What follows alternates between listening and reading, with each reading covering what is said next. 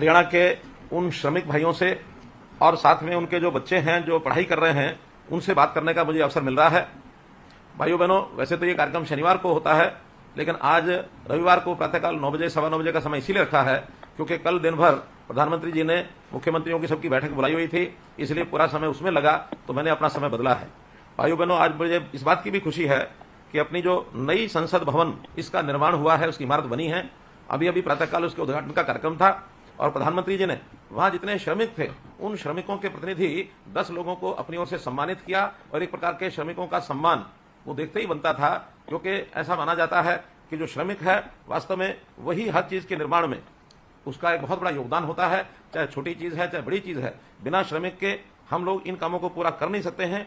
हमारे जो भी आर्थिक विकास है उसमें 4 स्तंभ होते हैं, चाहे उसमें पूंजी है, चाहे उसमें भूमि है, उद्यमिता है और साथ में श्रम है। श्रम के बिना कभी भी कोई विकास का काम संभव होता नहीं है। और मैं आपका बहुत आभार प्रकट करता हूं कि आप सब लोग एक श्रमिक के नाते से इस देश की सेवा कर रहे हैं। श्रमिकों को महान शिल्पी यानी विश्वकर्मा के नाम से भी जाना जाता है। कहा जाता है कि इतिहास में विश्वकर्मा हमारे सबसे पहले शिल्पी हुए हैं जिन्होंने कुछ न कुछ निर्माण करके और हमारे जीवन को सुखी बनाया। चाहे वो प्रारंभ में मिट्टी से चीजें बनती थी, लकड़ी से चीजें बनती थी, लोहे से चीजें बनती थी, और धीरे धीरे इन सब चीजों का उपयोग करते हुए आज आधुनिक युग में भी मशीनों के माध्यम से भी श्रमिक ही काम करते हैं। और इन श्रमिकों के बिना हम एक भी चीज का विकास कर नहीं सकते हैं, हमारा जीवन दूभर हो जाएगा। आज अगर दुनिया को इस लेवल पर, इस स्थान पर लेकर के आए हैं तो ये सब श्रमिक ही इसको लेके आए हैं। श्रमिक हरियाणा के विकास में भी बहुत काम कर रहे हैं। हम अपने हरियाणा को विकास को बुलंदियों पर लेकर के गए हैं। दूसरे राज्यों से यदि हम आगे हैं तो इसमें भी श्रमिकों का जो है बहुत योगदान है। आपके बल पर हरियाणा सबसे तेज गति से प्रगति करने वाला ये प्रदेश बना है। स्वामी विवेकानंद भी कहा करते थे कि श्रम ही जीवन है। जिस समाज में श्रम को महत्व नहीं मिलता वह बहुत जल्दी नष्ट हो जाता है। अर्थात हम भी उसी स्थान पर एक प्रकार से काम करते हैं। श्रमेव जयते में विश्वास रखते हुए श्रमिकों के प्रति हमने बहुत सी योजनाएं बनाई हैं ताकि श्रमिकों का जो जीवन है वो सरल कैसे हो, उनके जीवन, उनके परिवार की आवश्यकताएं वो कैसे पूरी हो, इस प्रकार से आगे बढ़ते हैं। अपने यहाँ 2 प्रकार के श्रमिक हैं, संगठित क्षेत्र, असंगठित क्षेत्र। संगठित क्षेत्र तो मात्र 25% श्रमिक ही होते हैं, 75% श्रमिक तो असंगठित क्षेत्र से होते हैं। असंगठित क्षेत्रों का जीवन और ज्यादा दुर्भर होता है क्योंकि वहां निश्चित कोई आय के साधन नहीं होते। अपना रोजगार स्वयं ढूंढते हैं, स्वयं काम करते हैं या कहीं इक्का दुक्का की संख्या में लोगों के पास जाकर के नौकरी करते हैं। उनकी सुरक्षा रखना बहुत आवश्यक है, बहुत जरूरी है। जब भी इस प्रकार के श्रमिकों की कोई कठिनाई आती है उस कठिनाई को दूर करने के लिए हमने विभिन्न प्रकार की योजनाएं बनाई हैं। श्रमिकों की न्यूनतम वेजेज यानी न्यूनतम वेतन, इसकी सुरक्षा भी हम करते हैं। श्रमिकों का यदि कभी कोई नुकसान हो जाए यानी दुर्घटना हो जाए तो उस दुर्घटना के बीमे की हम चिंता करते हैं। श्रमिकों के रहन सहन के लिए उनके मकान की चिंता, उनके अन्य साधनों की चिंता ये हम करते हैं। विशेष तौर पर श्रमिकों के बच्चे, वो क्योंकि आज पढ़ाई काफी महंगी भी हो गई है, पढ़ाई में खर्च भी होता है, कहीं धन के अभाव में बच्चे अशिक्षित न रह जाएं, इसलिए उन बच्चों को शिक्षा के लिए विभिन्न प्रकार के हमने कई सम्मान राशि, कई छात्रवृत्तियां इस प्रकार से शुरू की हैं। 2 प्रकार के हमारे ये बोर्ड हैं, श्रम कल्याण बोर्ड और कंस्ट्रक्शन वर्कर बोर्ड। तो इस प्रकार के बोर्ड के माध्यम से ये हमने बहुत सी योजनाएं बनाई हैं। उन योजनाओं में अभी जैसा मैंने बताया कि हमारी श्रम कल्याण बोर्ड की जो योजना है 7,000 रुपए से शुरू होती थी, उनको हमने मिनिमम 10,000 से शुरू किया है। आज उसकी मैं घोषणा करता हूं कि 7,000 का 10,000, 7,500 का 10,000 और 8500 का भी 10,000, इन तीनों राशियों को हमने बढ़ा करके न्यूनतम 10,000 किया है। इसी प्रकार जो कंस्ट्रक्शन वर्कर बोर्ड है उनमें भी कक्षा 1 से लेकर के 12वीं तक ये 10,000 रुपए की राशि दी जाती है। अधिकतम राशि तो हम स्कूली शिक्षा के लिए और कॉलेज के लिए 18,000 रुपए तक भी देते हैं। अब CS, ITI, post graduate, MBBS आदि के लिए भी ये राशि दी जाती है। अगर इससे आगे तकनीकी और व्यावसायिक संस्थानों में बच्चे पढ़ते हैं तो उनके लिए छात्रावास का खर्च भी 1,20,000 रुपया और ये दिया जाता है वार्षिक तौर पर। तो इस प्रकार हम लोग जो भी बच्चों की पढ़ाई का खर्च होता है वो पूरा खर्च देने की व्यवस्था रखते हैं। जहां तक बच्चे यानी एचपीएससी और यूपीएससी की तैयारी करने के लिए, जो प्रारंभिक परीक्षा पास करने के लिए उस तैयारी में जो बच्चों का खर्च आता है उस पर भी 1 लाख रुपया तक आर्थिक सहायता उनको प्रदान की जाती है। हमें आज अपने श्रमिकों के जो बच्चे इस समय जो मेरी बात सुन रहे हैं, चाहे वो टेलीफोन के माध्यम से जुड़े हैं अथवा लाइव कार्यक्रम देख रहे हैं, मैं उनसे भी एक आग्रह करूंगा कि कभी भी अपने आप को पढ़ाई करने में अपने आप को कमजोर न समझें। कभी ये ना समझें कि मैं श्रमिक का बेटा हूं और श्रमिक का बेटा तो पढ़ाई अच्छी नहीं कर सकता। बहुत से ऐसे उदाहरण हैं कि श्रमिकों के बेटे भी पढ़ाई अच्छी करके परीक्षा में एक से एक अच्छे यानी अव्वल दर्जे के एक प्रकार से परीक्षा पास करके और नौकरी पर वो लगते हैं। और मैं तो स्वयं कई बार ऐसे उदाहरण देता हूं कि अभी पिछले दिनों में गांव में गया, वहां सरकारी स्कूलों के 10वीं से लेकर के और 12वीं तक के बच्चे जिनको मैंने पुरस्कार वितरण किए, उन्होंने 85%, 90, 95, 97, 98, 99% तक भी उन बच्चों ने और अंक लिए हैं। तो कोई भी एक गांव का बच्चा, किसान का बेटा, श्रमिक का बेटा अगर पढ़ाई करके, एक कमरे में पढ़ाई करके भी बच्चे ऐसे हैं जिन्होंने यूपीएससी के एग्जाम दिए हैं और यूपीएससी को पास किया है, कभी भी अपने मन में एक उत्साह जागृत हो तो हम पढ़ाई में अगर अच्छा मन लगा करके करेंगे तो किसी स्थान पर भी पहुंच सकते हैं। हरियाणा के बच्चे अब पढ़ाई में बहुत शौकीन बन करके और उनको आगे बढ़ रहे हैं, क्योंकि अब हमने सरकारी नौकरियों में मेरिट को और ये तरजीह देनी शुरू की है। मिशन मेरिट ये हमारा लक्ष्य है। योग्यता के आधार पर ही अब नौकरियां मिलनी शुरू हुई हैं, तो बच्चों की पढ़ाई में जो रुचि बढ़ी है, इसका बहुत बड़ा एक लाभ हुआ है। हमारे यहाँ कोचिंग सेंटर्स, उसमें भी बहुत भीड़ लगने लगी है, लाइब्रेरीज में भी भीड़ लगने लगी है।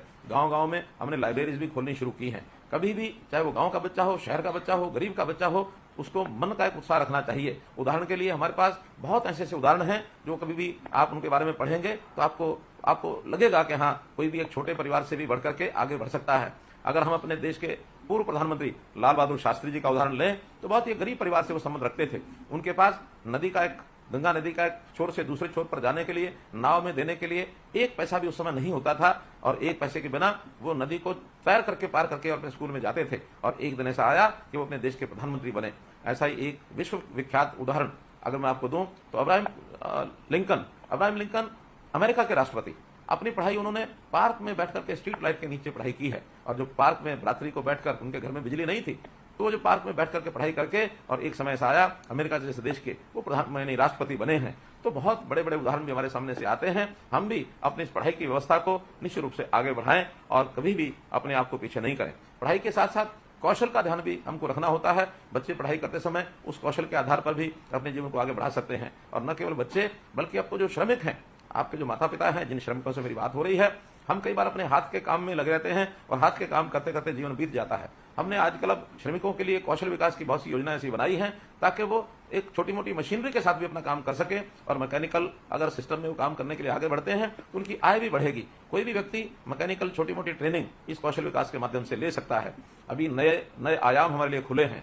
पिछले दिनों में हमने हमारा जो फॉरेन कोऑपरेशन डिपार्टमेंट अर्थात विदेश सहयोग विभाग जो सरकार का है, उसके माध्यम से जब विदेश के लोगों से बात की, उन्होंने कहा कि हमें कुशल श्रमिक ये चाहिए, और कुशल श्रमिकों की मांग हजारों की संख्या में उनके पास आई है। और हम उसी हिसाब से कुछ लोगों को कुशलता के जो प्रोग्राम हैं वो नए सिखा करके और उनको विदेश भेजने की ये भी तैयारी कर रहे हैं। भाइयों बहनों, यानी श्रमिकों के बच्चों, खास करके ऐसे दिव्यांग बच्चे हैं, उनकी भी सहायता हम अलग से करते हैं। मानसिक रूप से अक्षम है, उनकी सहायता करते हैं। उनको उनकी बेटियों की शादी पर हम 51,000 रुपया ये भी देते हैं। बेटे की शादी हो अथवा स्वयं की भी किसी श्रमिक की शादी हो, उस पर भी अनुदान देते हैं। तो इस प्रकार मुख्यमंत्री श्रम पुरस्कार योजना में भी हम 51,000 रुपये से लेकर के 2 लाख रुपया देते हैं। मेरा कहने का भाव यह है कि श्रमिक की सुरक्षा ये हमारे लिए बहुत महत्वपूर्ण है। श्रमिक अगर अपने काम करते समय कार्यस्थल के ऊपर दुर्घटना से मृत्यु हो जाती है तो 5 लाख रुपया उसके परिवार को भी हम देते हैं।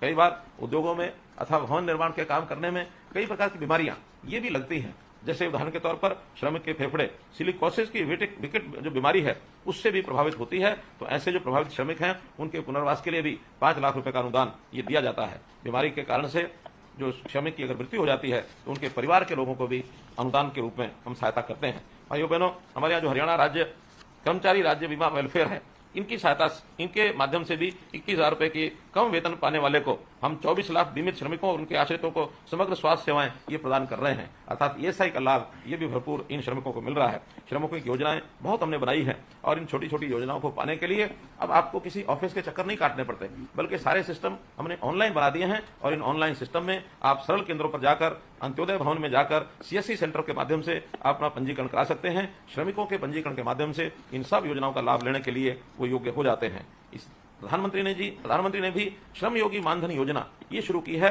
हर वर्ष 6,000 रुपया उनको मिलता है। अभी तक हरियाणा राज्य में 8,19,000 लाभार्थियों का पंजीकरण ये किया जा चुका है। यदि आपने पंजीकरण न कराया हो तो अवश्य अपना पंजीकरण कराएं, ताकि 6,000 रुपया ये वार्षिक प्रधानमंत्री जी की ओर से श्रम योगी मानधन योजना के अंतर्गत आपको दिया जा सके। तो मित्रों, इसी प्रकार जो लेबर कॉलोनीज है, हमने वहां पर अंत्योदय आहार योजना इसकी कैंटीन्स बनाई है। 10 रुपए में खाना इस प्रकार से किसी भी श्रमिक को, चाहे वो काम करने के लिए अपने कार्यस्थल पर है अथवा कॉलोनी में रहता है, हमने कई कार्यस्थलों पर भी इस प्रकार की ये जो योजना है, आहार योजना, इसकी कैंटीन्स ये बनाई है। और मैं अधिकारियों को कहूंगा कि जहां भी कहीं संख्या श्रमिकों को पर्याप्त है, वहां पर दोपहर के समय का भोजन उनको इन आहार कैंटीन्स पर मिले, तो ये कैंटीन, अंत्योदय आहार योजना की कैंटीन, ये भी बढ़ानी चाहिए। इसी प्रकार से बच्चों के लिए हम आगे भी और बहुत सी प्रकार की योजनाएं बनाएंगे। आजकल जैसे हमको मालूम है कि बच्चों की पढ़ाई में आईटी का बहुत बड़ा महत्व हो गया है।